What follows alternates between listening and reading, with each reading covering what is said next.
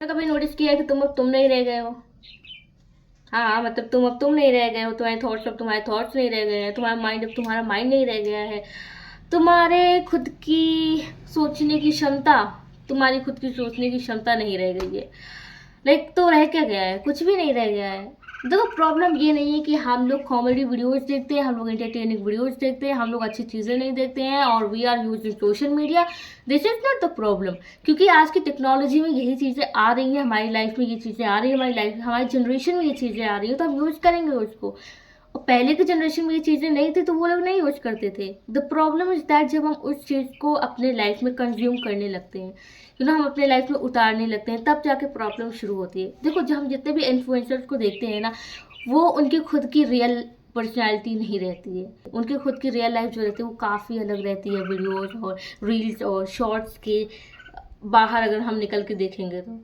Problem तब शुरू हो जाती है कि जब हम किसी भी रिलेटेबल रील्स को देखते हैं और हमें लगता है कि ये चीज़ तो हमारे साथ भी है, और ये चीज़ इंस्टाग्राम रील्स में आई, इतने लोगों ने लाइक कर रखे, इतने लोगों ने कमेंट कर रखा है, तो ये चीज़ बहुत ही नॉर्मल हो गई है, बहुत ही नॉर्मलाइज, और उस चीज़ को हम एक्चुअल में करने लगते हैं। जैसे कि फॉर एग्जांपल, अगर हम कोई भी और प्लस वाली वीडियोस देखते हैं, ठीक है, अब हम इस चीज़ को ना हम वहीं तक नहीं सीमित रख रहे हैं, हम इस चीज़ को अपने लाइफ में भी उतार रहे हैं। लाइक हम कहीं पर भी जा रहे हैं, we are walking like alpha walk. अगर उस पर कोई भी बहुत अच्छा जैसा बोल दिया तो हम खुद को इतना एडवांस समझने लगते हैं कि हमने क्या बोला। मान लो हम किसी की किसी की इंसल्ट कर दी, फिर एक इमोजी टाइप का होता है सिग्मा टाइप वाला, म्यूजिक वगैरह उस पर लग जाते हैं, फिर हमें लगता है हमारी बड़ा एटीट्यूड वाला चीज है, वो ना रील्स में ही अच्छी लगती है, सिर्फ वो रियल में अच्छी नहीं लगती। अगर हम ये चीजें जाकर के रियल में किसी को बोल रहे होते हैं ना, तो वहाँ पे ना तो कोई बैकग्राउंड म्यूजिक चल रहा होता है सो दैट वो वाइब आए, और ना ही वैसा सीन क्रिएट हो पाता है कि सब लोग रिलेट कर पाए, ठीक है।